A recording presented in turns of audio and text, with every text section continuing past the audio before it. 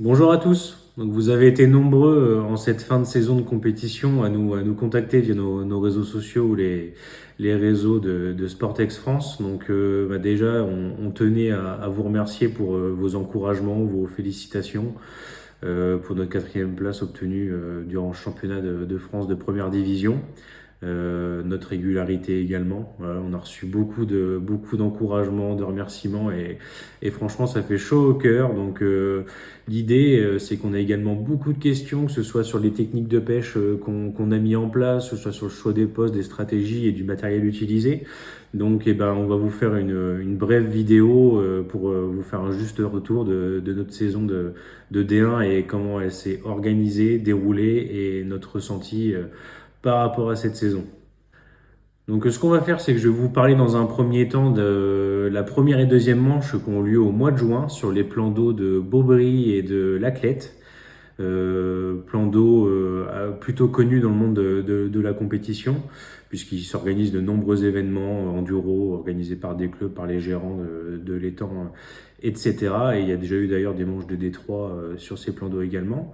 Donc il faut savoir qu'on sait généralement sur une saison de pêche, sur le premier trimestre de l'année, les lieux des sites pour les D1. Donc dès qu'on a appris que c'était ce lieu-là, donc ce qu'on a fait, pour nous, il est impératif dans la mesure du possible d'aller faire un repérage des entraînements, etc. sur place. Donc on en a profité avec mon binôme Jérôme pour aller s'y entraîner mi-avril, juste avant un gros événement, une grosse compétition qu'il y avait sur ces étangs. D'une, parce que ça nous a permis tout d'abord d'y pêcher et de voir un petit peu le comportement des poissons, du matériel à prévoir pour la compétition, pour les D1 qui auront lieu au mois de juin. Et en même temps, ça nous a permis de passer du temps sur place à la suite de cet entraînement, d'enchaîner sur observer le challenge qui avait lieu sur plusieurs manches, enfin sur 2 manches de 48 heures, il me semble, où il y avait un très joli niveau de compétition. Donc ça nous a permis un petit peu de se balader, de papillonner sur les postes et de gratter les quelques infos qui seront nécessaires face à la pression de pêche, surtout, c'est très important, face à la pression de pêche du comportement des poissons. Donc, ce qui en est ressorti de ce premier entraînement et de ces observations, et c'est un point très important, c'est que le plan d'eau de Laclette a été vidangé, a fait sa vidange qu'ils font que tous les 4-5 ans, il me semble, au mois de décembre, et que ça a énormément changé la pêche. Ce qu'il faut savoir, c'est que c'est un plan d'eau où il y a un gros cheptel de carpe, ça c'est indéniable, mais où il y a aussi la présence de pas mal d'indésirables, c'est-à-dire qu'il y avait beaucoup de silures, il y avait beaucoup de poissons-chats, entre autres. Et bien entendu, l'approche qui était mise en place sur ce plan d'eau-là était un petit peu particulière parce qu'elle cherchait à éviter ces poissons indésirables pour que les carpes puissent s'approcher des amorçages. Et au final, suite à cette vidange, on a pu se rendre compte pendant l'entraînement et pendant l'observation de la compétition que les silures ont été retirées en grande partie, que les poissons-chats également ont quasiment été éradiqués entièrement. Donc ça nous a permis de revoir complètement la stratégie qu'on pensait mettre en place et au final on a pu pêcher avec des appâts hyper attractifs par rapport à ce qui était prévu dans le plan initial. Donc quand j'entends par hyper attractif, c'est pêcher avec des pelés, pêcher au chènevis avec des glaçons de chènevis, etc. quoi. Et non plus une approche à la bouillette pure comme ça aurait pu l'être. Donc je vous propose de démarrer par le commencement, par la première manche. Donc une manche de championnat de D1, ça débute évidemment par un lancer de précision pour déterminer l'ordre de choix des postes du lendemain, parmi la trentaine de postes proposés. Donc étant arrivé la veille, ça nous a permis de refaire un petit peu de repérage de chacun des postes, surtout de voir les axes de perche vers où ils étaient orientés, de voir également les quelques petits derniers détails environnementaux, donc c'est-à-dire le sens du vent, la présence d'herbiers ou non, voir si on voit également des regroupements de poissons sur certaines zones. Et c'est ainsi que on s'est tourné sur le poste 14 en choisissant en deuxième position. Voilà, c'était un plutôt bon lancer de ma part.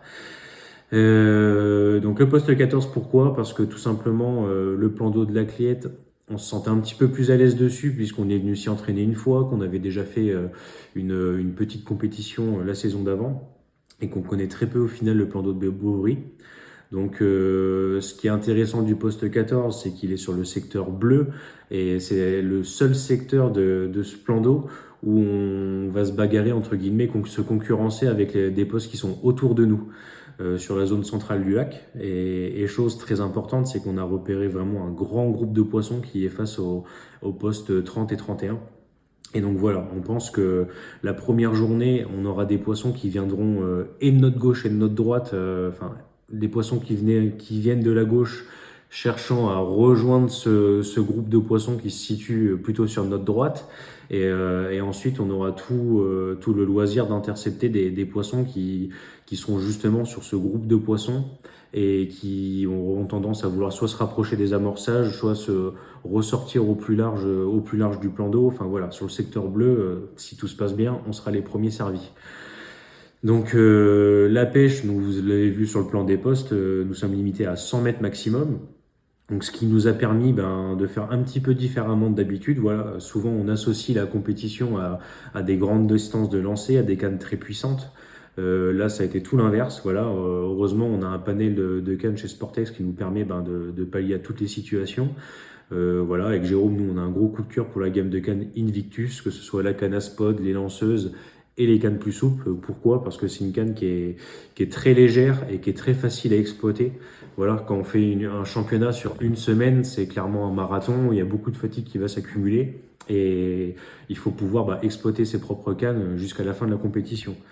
Donc pour cette manche, on a essentiellement pêché à moins de 80 mètres.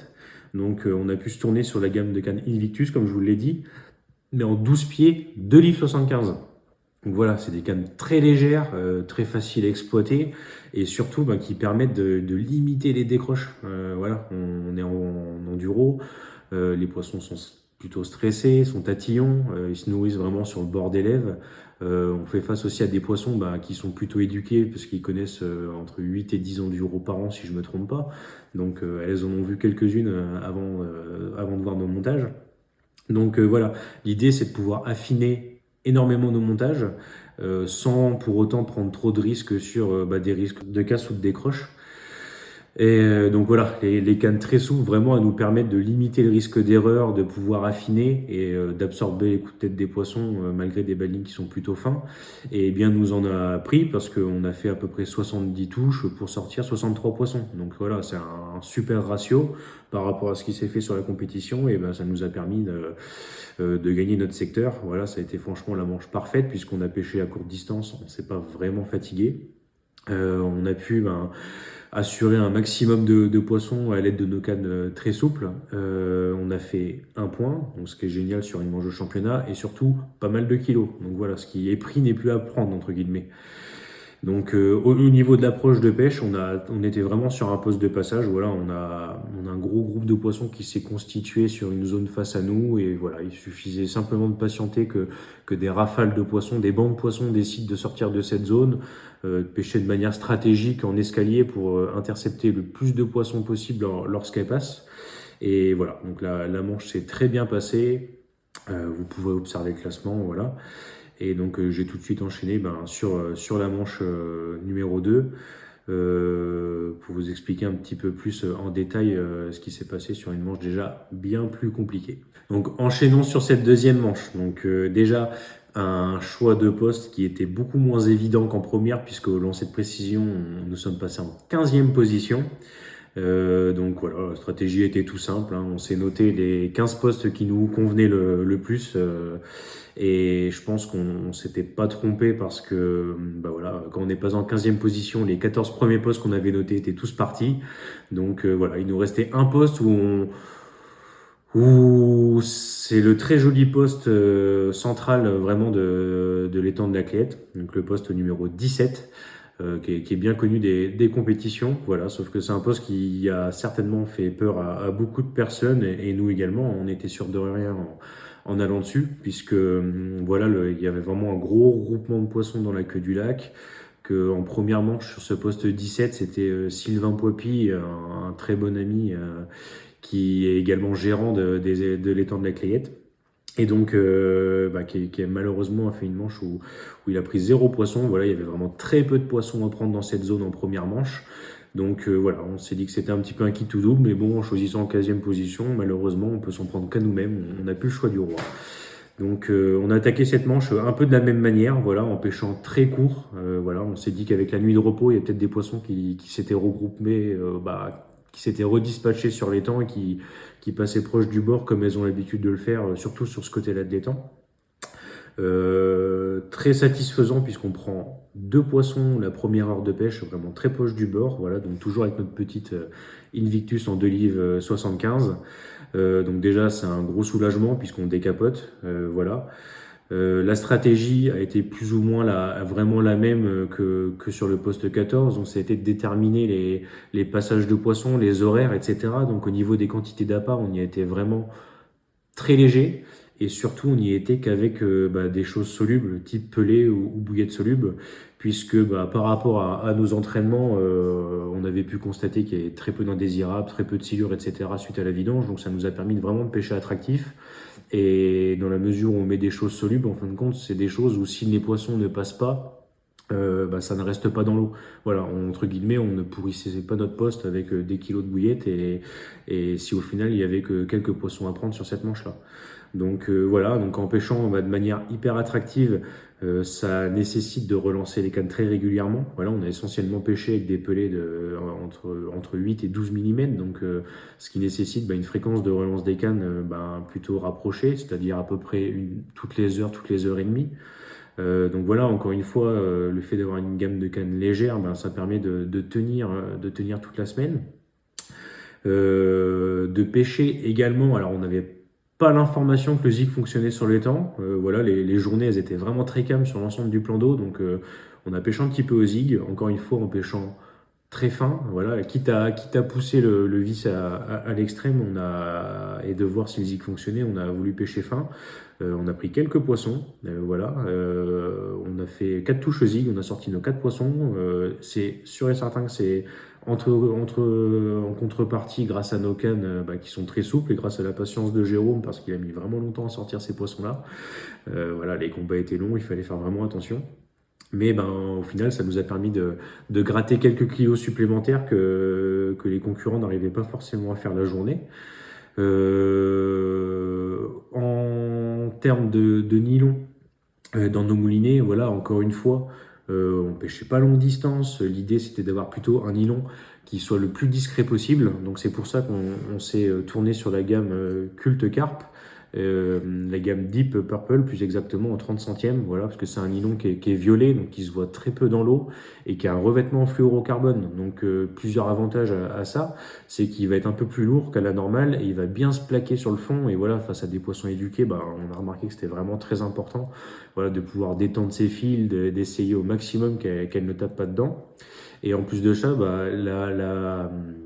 la couche de fluorocarbone, si vous voulez, est très résistante à l'abrasion. Voilà, que ce soit surtout en première manche, voilà, on avait quelques rochers sur notre bordure de droite, voilà, on prenait un petit peu moins de risques si nos fils frottaient dessus, d'avoir un risque d'abîmer le fil et d'engendrer une casse. Ensuite, donc au niveau des bas de ligne, voilà, la tresse étant interdite d'après les règlements de l'étang, donc on s'est un petit peu adapté, voilà. C'est vrai qu'habituellement on aime bien pêcher au glaçon avec des belles lignes souples en tresse, voilà. Donc là on a dû un peu s'adapter, pêcher en fluorocarbone, voilà. Quand on pêche pas au glaçon, de toute manière, on pêche toute l'année avec le fluorocarbone incognito, que ce soit en 30, 35, 40, 45 centièmes, voilà. On a une large gamme de diamètres qui permet de s'adapter au maximum de situations. Donc là, en l'occurrence, en première manche, on a pu pêcher avec des belles lignes en 30 centièmes. Chose qu'on a malheureusement dû arrêter de faire en deuxième manche, puisque voilà, on avait vraiment une pêche de courte distance à faire où on a pu continuer à pêcher ainsi. Ensuite, on avait quand même, alors sur ce poste 17, on était limité à 120 mètres, donc voilà, on a pu mettre quand même une pêche en place à un peu plus longue distance, si vous voulez. Et alors, on ne sait pas si c'est finesse du bas-ligne ou un petit obstacle dans le fond, un petit banc de dressène ou quoi que ce soit, mais il s'est avéré que malheureusement, on perd 2 poissons à un moment donné suite à une casse quasiment au démarrage. Voilà, on s'est fait couper de suite, donc 2 poissons perdus malheureusement. Donc voilà, on a tout de suite repassé avec des belles lignes plus standards en 40 centièmes. Et là, voilà, on a sorti 100% de nos poissons. Le souci était entre guillemets réglé. Sauf que au final, bah, vous voyez le classement et voilà, on finit malheureusement troisième du secteur à 11 kilos de la deuxième place du secteur. Voilà, donc je pense qu'on, malheureusement pour nous, on aurait peut-être dû faire mieux et faire un point de plus sur cette manche-là. Au final, bon, bah, il y a toujours des aléas, voilà, on le sait qu'après, mais c'est un point qui nous coûtera certainement très cher à la fin.